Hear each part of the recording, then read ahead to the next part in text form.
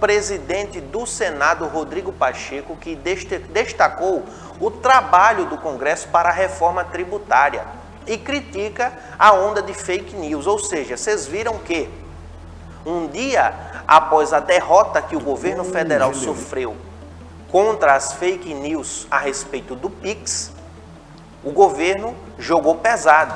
O governo viu que o governo sentiu o golpe duríssimo, que já a gente comenta sobre isso. Daqui a pouquinho a gente comenta a respeito do que é que eu acho sobre toda essa onda a respeito do Pix, o que é que eu acho do deputado Nicolas Ferreira, o que é que eu acho das redes sociais e o que é que eu acho do governo federal. Já eu trago a nossa opinião. Porém, o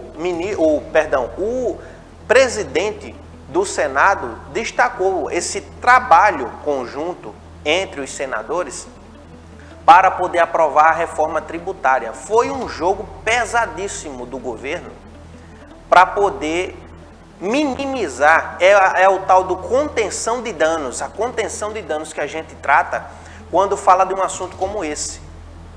E veja você que foram diversos itens da cesta básica que tiveram seu imposto zerado, né? Tiveram seu imposto zerado, foi justamente aquela coisa do tipo, é um estado de emergência, a gente precisa mostrar para o povo que a gente é ainda alguém ligado à esquerda. Mas vamos ver a fala do senador, para a gente depois trazer nossa opinião.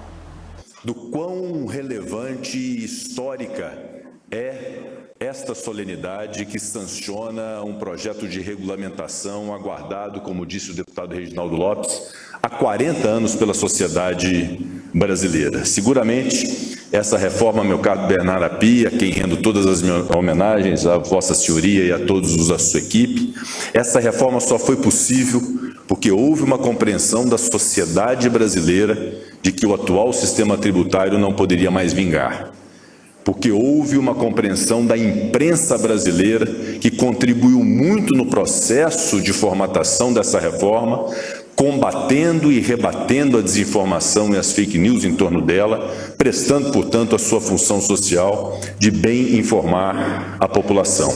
Essa reforma só foi possível porque o Congresso Nacional, até nos piores momentos, nunca desacreditou dela. Sempre, apesar de todas as dificuldades que se impunham, sempre, tanto eu no Senado Federal, quanto o presidente Arthur Lira na Câmara dos Deputados, com a compreensão de que esse impossível poderia se tornar possível a partir do engajamento e da contribuição recíproca das duas casas, Câmara dos Deputados e do Senado Federal. E dizia o ministro Fernando Haddad que seria impossível pensar numa reforma tributária que muda o sistema de arrecadação de uma nação sem o apoio decisivo e determinante do Poder Executivo.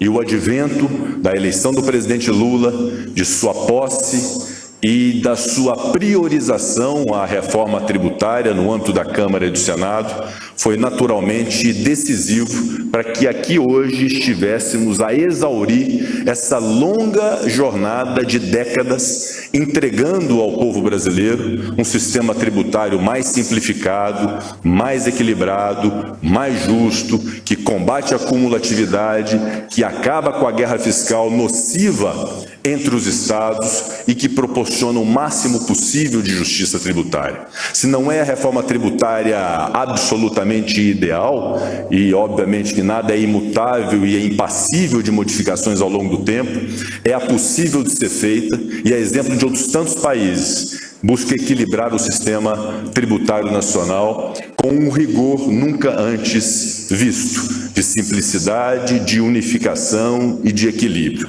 Portanto, é um dia muito singular, muito importante para a vida nacional, e eu tenho muito orgulho, como presidente do Congresso, já ao final desses meus 4 anos à frente do Congresso Nacional e do Senado Federal, de poder entregar, como último ato dessa longa jornada da reforma tributária, a reforma tributária sancionada pelo presidente Lula, que a teve como uma de suas prioridades. Para finalizar, eu queria dizer, presidente Lula, que eu tive alguns momentos muito felizes na presidência do Senado Federal ao longo desses 4 anos.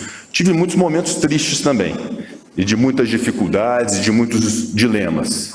E eu me orgulho muito, presidente, de algo que nos uniu Eu não o conhecia antes do processo eleitoral de 2022, vim a conhecê-lo depois, e algo nos uniu, que foi a defesa de algo sagrado para a nação brasileira, que é a democracia do nosso país.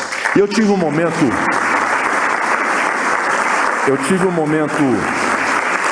muito feliz nessa minha jornada, quando, depois de tudo que nós passamos, vivenciamos e da resistência que estabelecemos, naquele dia 1º de janeiro de 2023, quando sentado na presidência do Congresso Nacional, tive a honra de dar posse ao presidente legitimamente eleito pelo povo brasileiro, o presidente Luiz Inácio Lula da Silva, numa festividade memorável de coroamento da preservação da democracia no nosso país, a partir da escolha legítima do povo brasileiro de quem devesse ser o seu presidente da República, recaindo sobre os ombros pela 3ª vez do presidente Lula essa missão. E começamos aquele ano de 2023 com esse momento de coroamento da democracia e finalizamos aquele ano de 2023 entregando a emenda constitucional 132, que eu quero dizer que equiparou a sua posse aquela solenidade de promulgação da emenda constitucional que o senhor esteve presente, o vice-presidente Geraldo Alckmin, o ministro Fernando Haddad, a quem também eu quero reconhecer o trabalho extraordinário feito nessa empreitada e nessa jornada da reforma tributária, sem a qual e sem o apoio nós não conseguiríamos ter promulgado. Aquela sessão realmente foi memorável, quando entregávamos para a população brasileira uma emenda constitucional que um ano mais tarde, agora, viria a ser regulamentada por um projeto de lei complementar. Isso. Pois bem, foi um avanço importante que vimos na nossa tributação brasileira. Só para deixar vocês um pouquinho informados, até porque a matéria é extensa, eu não vou trazer todos os itens que sofreram as mudanças na reforma tributária, quais as categorias que tiveram toda a reforma, né, refizeram toda a categoria de imposto. Fez-se, né, vão se agregar dos 5 impostos que são cobrados hoje, vão agregar-se todos a um único imposto, é o tal chamado IVA, né, Imposto de Valor Agregado, que muitos países de primeiro mundo já utilizam esse imposto, e que isso já é uma proposta onde, por exemplo, candidatos à presidência como João Amoedo, né, que era do Partido Novo, utilizava-se dessa bravata como um dos principais feitos econômicos que o Brasil precisaria. Porém, graças ao mercado financeiro e ao Congresso formado pelo Centrão, que depende do mercado financeiro, sempre foi uma reforma que há 30 anos tentava passar e nunca conseguia. Só para que vocês saibam, a proposta, né, desta mudança na Constituição, que foi a reforma tributária, foi colocada em pauta em julho de 2020. E vejam só, veio ter algum vislumbre em 2025, em janeiro, né? Que foi aprovada, porém, ainda não vai ser colocada em prática, vai ser colocada em prática aos poucos. A expectativa é que isso comece a partir de 2027 e vá até 2033, ou seja, em 2033 já estará tudo consolidado. Ou seja, na prática não vai mudar nada ainda, é só para que vocês entendam. Mas além da unificação dos tributos, a reforma prevê o fim da cumulatividade, a cobrança em cascata, em que o mesmo tributo é cobrado em diversas etapas da cadeia produtiva, tanto sobre os insumos como sobre o produto final. E muitas vezes quem se lasca nessa história é só o consumidor final, porque dentro da cadeia produtiva, cada um dos setores vão sempre cobrando acima para poder cobrir o valor do imposto. Quando chega no consumidor final, esse valor acumulado já fica altíssimo. A gente paga aí uma carga de imposto sobre um produto de 60%. Então veja como é absurdo. Para que a gente consuma produtos básicos, a gente precisa pagar 60% deles só imposto. 60% do valor de qualquer produto é imposto aqui no Brasil. É a carga tributária mais alta do mundo que temos aqui no país. Apesar de outros setores tentar diminuir isso e dizer que é mentira, que não é verdade, mas é verdade sim.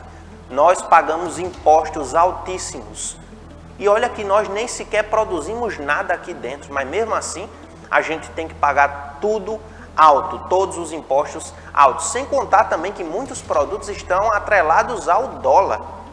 Muitos produtos são atrelados ao dólar, o que prejudica e muito a nossa qualidade de vida e de consumo.